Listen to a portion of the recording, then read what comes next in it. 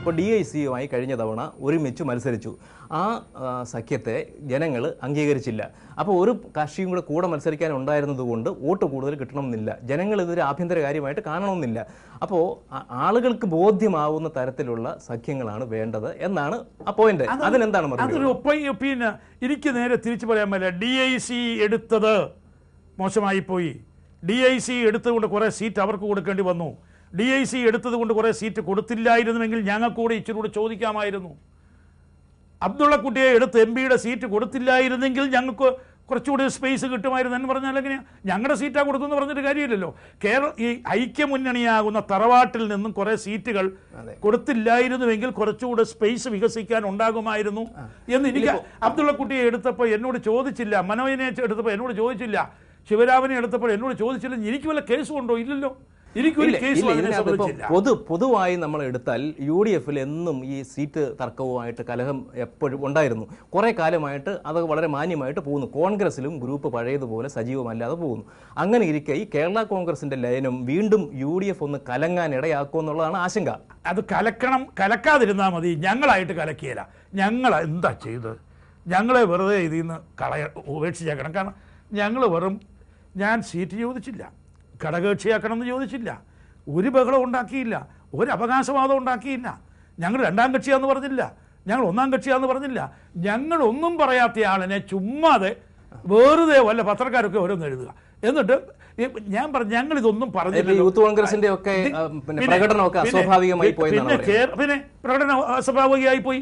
ഞാൻ ചോദിക്കട്ടെ, ഞാനിത് പറഞ്ഞ ഉടനെ ഞങ്ങൾ Kerala Congress in principal decision എടുത്ത ഉടനെ, ഞാൻ പേരുകളൊന്നും പറയുന്നില്ല, വയനാട്ടിലുള്ള പ്രസ്താവന, തൊടുപുഴയിലുള്ള പ്രസ്താവന, അവിടെ ഒരു പ്രസ്താവന, യൂത്ത് കോൺഗ്രസിൻ്റെ ഒരു പ്രകടനം, തൊടുപുഴയിലൊരു പ്രകടനം, KM മാണിയെ പുറത്താക്കണമെന്നൊരു പ്രസ്താവന, തൊടുപുഴയിൽ എൻ്റെ ഫ്ലക്സ് ബോർഡ് അടിച്ചു തകർക്കുന്നു. ഇത് വല്ല കാര്യമുണ്ടോ? ഇത് അന്നേരെ ഇതിനെ ബത്സിക്കേണ്ടതല്ലേ? ഇത് ഒരിക്കലും ഉണ്ടാകാൻ പാടുണ്ടോ?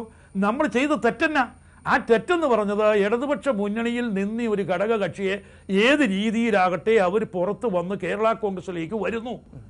അത് മുതലാക്കുന്നതിന് പകരം അതിന് പേര് ഞാൻ ഇന്നലെ ഒരാളോട് പറഞ്ഞു, 1 ലക്ഷം വോട്ട് ഉണ്ടാക്കാമായിരുന്നു പുതുതായിട്ട്. അതിന് പകരം കോൺട്രവേഴ്സി ഉണ്ടാക്കി കയ്യിൽ ഇരുന്ന ഒരു 10,000 നഷ്ടപ്പെടുത്തി കഴിഞ്ഞു. ഇത് കാണുമ്പോൾ ജനങ്ങൾക്ക് ഇവന്മാർ അടി തുടങ്ങിയല്ലോ UDF-ൽ എന്ന് വിചാരിച്ച് നമ്മളെപ്പറ്റി ജനങ്ങളുടെ എസ്റ്റിമേഷനിലുള്ള ഇമേജിൽ നമുക്ക് കുറവ് വന്നിട്ടുണ്ട്. ഇപ്പോൾ ഈ കേരള കോൺഗ്രസ് ലയനത്തിന്റെ പേരിൽ കൂടുതൽ സീറ്റ് UDF-നോട് ചോദിക്കില്ല എന്നൊരു ഉറപ്പൊന്നും കൊടുക്കാൻ തയ്യാറല്ല. അങ്ങനെ എന്തിനാ ഒരു ചോദ്യത്തിന് കാര്യമില്ലല്ലോ. അത് സമയമായിട്ടില്ലെന്ന് ഞാൻ ഒരു മീഡിയയുടെ മുമ്പിൽ ഞാൻ ഇപ്പം എല്ലാം വീക്ഷിച്ചു. ഞാൻ സീറ്റൊന്നും അങ്ങനെയൊന്നും പറയാൻ ഞാൻ ഒരു പക്വതയില്ലാത്ത ആളാണോ? ഇപ്പൊ സീറ്റ് ഡിസ്കഷനെ പറ്റി യെസ് ഓർ നോ, കൂടുതൽ വേണോ കുറച്ച് മതിയോ എന്നോടൊന്ന് പറയാ.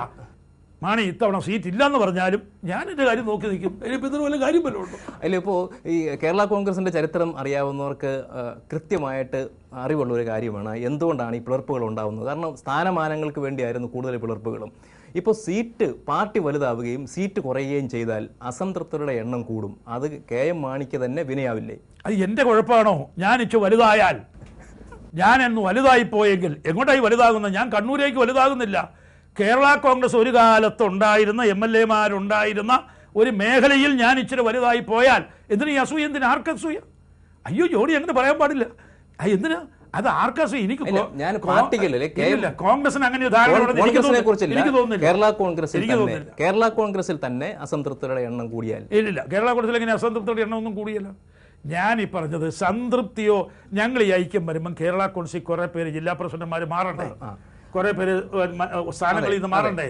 അസംതൃപ്തി വരികയില്ലേ? മാണി സാറിന്റെ പാർട്ടിക്ക് ഇതുകൊണ്ട് നഷ്ടം മാത്രമല്ല ഉണ്ടായുള്ളൂ. നഷ്ടം വരും. എൻ്റെ പാർട്ടിക്ക് നഷ്ടമുണ്ട്.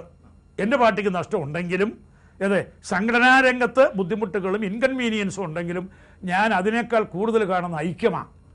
അതാണ് ഞാൻ തിരിച്ചു പറഞ്ഞത്. ഞാനൊരു സീറ്റ് മോഹിച്ചുകൊണ്ടല്ല ഇത് ചെയ്തത്.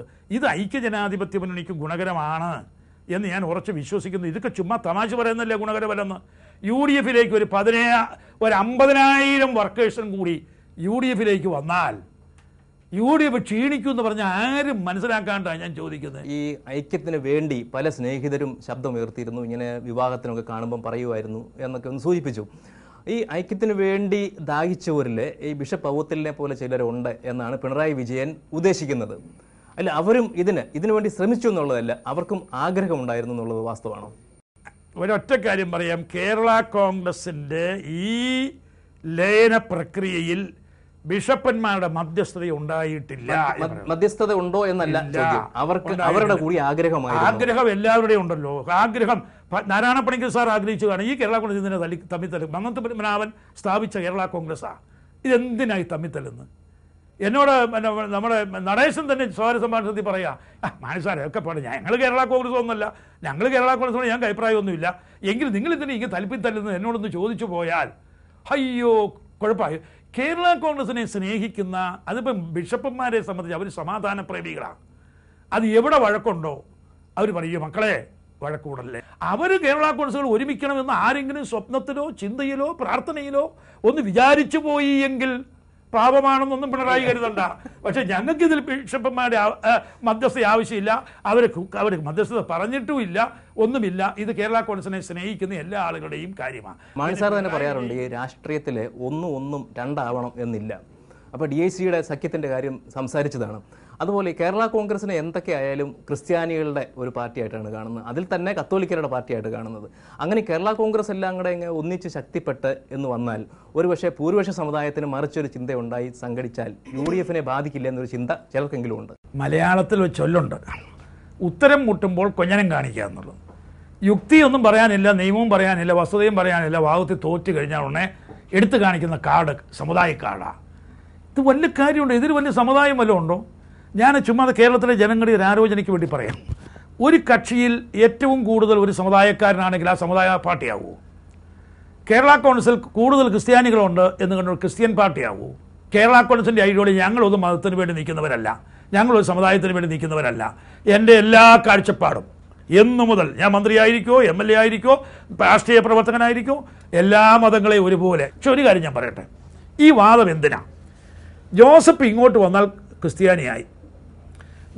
കേരള കോൺഗ്രസ് PJ ജോസഫും KM മാണിയും കൂടെ ഒന്നായിരുന്ന കേരള കോൺഗ്രസിൽ ഉണ്ടായിരുന്നപ്പം കുഴപ്പമില്ല. ഇപ്പം ഒന്നായിരുന്ന കേരള കോൺഗ്രസ് ഈ ക്രിസ്ത്യാനി മുഴുവനും കൂടി ഒന്നായിരുന്ന കേരള കോൺഗ്രസ് UDF-ൽ ഉണ്ടായിരുന്നപ്പോൾ ഒരു കുഴപ്പമില്ല. DC വന്ന പോലെയൊന്നുമല്ല, മുത്തിക്കൊണ്ട് അവിടെ ഇരുന്നു, ഒരു കുഴപ്പമില്ല. ഇതിപ്പോൾ PJ ജോസഫ് അവിടെ നിന്ന് PJ ജോസഫ് ആകുന്ന ക്രിസ്ത്യാനി ഇടതുപക്ഷത്തിരുന്നപ്പോൾ അവർക്കൊരു കുഴപ്പമില്ല, ബിഷപ്പില്ല, ഒന്നുമില്ല. PJ ജോസഫ് മാന്യൻ. ആ PJ ജോസഫ് ആകുന്ന ക്രിസ്ത്യാനി അവിടെ നടന്ന് കേരള കോൺഗ്രസിലേക്ക് വന്നപ്പോൾ ഇതാ കേരള കോൺഗ്രസ്, ഇതാ വർഗീയ കക്ഷികൾ, ഇതാ സമുദായം ശക്തി പ്രാപിക്കുന്നു. ഇതൊക്കെ എവിടെ പറയാനായിട്ടുള്ള? ഒരുമിച്ചിരുന്നപ്പോൾ കുഴപ്പമില്ലെങ്കിൽ രണ്ടായിരുന്നവർ വീണ്ടും ഒരുമിക്കുമ്പോൾ കുഴപ്പമില്ല. കോൺഗ്രസുമായിട്ടുള്ള ബന്ധം വഷളാക്കാൻ KM മാണിക്ക് ഉദ്ദേശമുണ്ടോ? എനിക്ക് യാതൊരു ഉദ്ദേശവും ഇല്ല, കൂടുതൽ മെച്ചമാകണം എന്നുള്ളതാണ്. അങ്ങനെയെങ്കിൽ ഈ പ്രശ്നം UDF-ൽ ചർച്ച ചെയ്ത് തീർക്കും എന്നാണോ ഉദ്ദേശിക്കുക? ഞാൻ കോൺഗ്രസ്സുകാരേക്കാൾ വലിയ കോൺഗ്രസ്സുകാരനാണ്. അതറിയാവോ? 1964 ഞാൻ 10 വർഷക്കാലം, അത് ജോണി ലൂക്കോസ് മനസ്സിലാക്കേണ്ടത്, ഞാൻ കോട്ടയം ജില്ലാ സെക്രട്ടറി ആയിരുന്നു കോൺഗ്രസിന്റെ, KPCC മെമ്പറായിരുന്നു കോൺഗ്രസിന്റെ. അല്ലെങ്കിൽ ഇന്ത്യൻ നാഷണൽ കോൺഗ്രസ് ഞങ്ങൾ എന്തിനാ ഇന്ത്യയിലെ നമ്പർ 1 പാർട്ടിയുമായിട്ട് ഞങ്ങൾ എന്തിനാ? ഇപ്പോഴും ഉത്തരം പറഞ്ഞില്ല. UDF-ൽ ഇക്കാര്യം ചർച്ച ചെയ്ത് പരിഹരിക്കുമോ? ഇക്കാര്യം ചർച്ച ചെയ്ത് ഇക്കാര്യം ഇങ്ങനെയുള്ള കാര്യങ്ങളെ ചൊല്ലി ഉണ്ടായിരിക്കുന്ന അസ്വസ്ഥതകളും തെറ്റിദ്ധാരണകളും ഒക്കെ നീക്കാൻ ഞങ്ങൾ 5 മിനിറ്റ് ഇരുന്നാൽ മതി. ഞാൻ ഉമ്മൻചാണ്ടിയോട് പറഞ്ഞു എപ്പോൾ വേണമെങ്കിൽ നമുക്ക് ഒന്നിച്ചിരിക്കാം, ഞാൻ അങ്ങോട്ട് പോകാൻ നമുക്ക് എപ്പോൾ വേണമെങ്കിലും ഉമ്മൻചാണ്ടിയായിട്ട് കാണുന്നത് ഞങ്ങളുടെ നേതാവല്ലേ. ഞങ്ങൾക്ക് എന്താ വിഷമം ഇരിക്കുന്നത്? ഞങ്ങൾക്ക് തമ്മിൽ വല്ല വിരോധമുണ്ടോ? രമേശ് ഞങ്ങളുടെ നേതാവ് എന്നെക്കാളും പ്രായം കുറവാ ഉമ്മൻചാണ്ടിക്ക്. ഞാൻ നേതാവെന്ന് പറയുന്നത് നമ്പർ 1 പാർട്ടി ഈസ് കോൺഗ്രസ്. കുറച്ചൊരു വിഷമത്തോടെയാണ് നേതാവെന്ന് അംഗീകരിക്കുന്നത്. അല്ല, AK ആന്റണി തന്നെ പറഞ്ഞിട്ടുണ്ട്, എന്നെക്കാളും പ്രായം കുറവ് ആന്റണിയോട് പറഞ്ഞു. ഞാൻ അവിടെ തിരുനക്കര മൈതാനത്ത്, അത് കോട്ടയത്ത് വന്ന് പരസ്യമായി പ്രസംഗിച്ചാണല്ലോ. ഞാൻ തിരുനക്കര പ്രസംഗിക്കുമ്പോൾ AK ആന്റണി അവിടെ തിരുനക്കരയിൽ ആ പ്രസംഗം കേട്ട് നിന്നു. AK ആന്റണി വളരെ വിനയത്തോടുകൂടി, ഒരു പക്ഷേ കേരള കോൺഗ്രസിനേക്കാൾ കൂടുതൽ അവർ പേടിക്കുന്നത് KM മാണിയാണെന്ന് വളരെ വിനയത്തോടുകൂടി ആന്റണി പറയുന്നുണ്ട്. നമ്മളെ നയിക്കുന്ന ഇന്ത്യൻ നാഷണൽ കോൺഗ്രസ്, അതിന് അവർക്ക് ക്ഷീണം വരാൻ ഞാൻ ഒന്നും ചെയ്യല, വഷളാക്കാനും ഒന്നും ചെയ്യല. പക്ഷേ ആവശ്യമില്ലാത്ത ചർച്ച ഇട്ടിട്ട് കുത്തിനോവിച്ചിട്ട് നിയമവും യുക്തിയും നിയമവും വസ്തുതകളും പറയാൻ എന്നെ നിർബന്ധിച്ചാൽ ഞാൻ നിയമം പറയും, ഞാൻ യുക്തി പറയും, ഞാൻ വസ്തുതകൾ പറയും, ന്യായത്തിന് വേണ്ടി നിൽക്കും. ഒരു സീറ്റും ഇല്ലെങ്കിലും ഞാൻ കേരള കോൺഗ്രസിനെ സംബന്ധിച്ചിടത്തോളം മുന്നോട്ടൊരു കാലെടുത്ത് വെച്ചു ജോസഫുമായിട്ടുള്ള ഐക്യം ഞങ്ങളത് പ്രഖ്യാപിച്ചു. ഞങ്ങളുടെ സ്റ്റേറ്റ് കമ്മിറ്റി കൂടി പ്രഖ്യാപിച്ചു, 5 അംഗ സമിതിയെ വെച്ചു.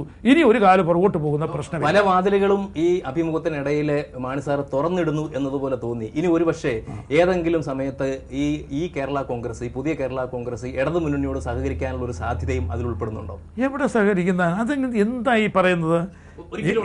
അങ്ങനെ എന്തിനെങ്ങനെ ചോദിക്കുന്നത്? ലോകത്തിൽ nothing is impossible.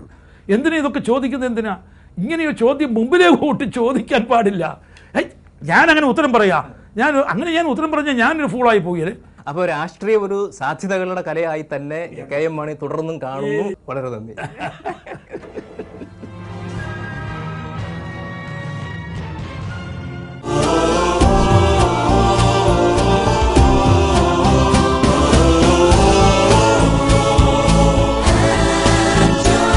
Different people, one home. ManoramaOnline.com, your home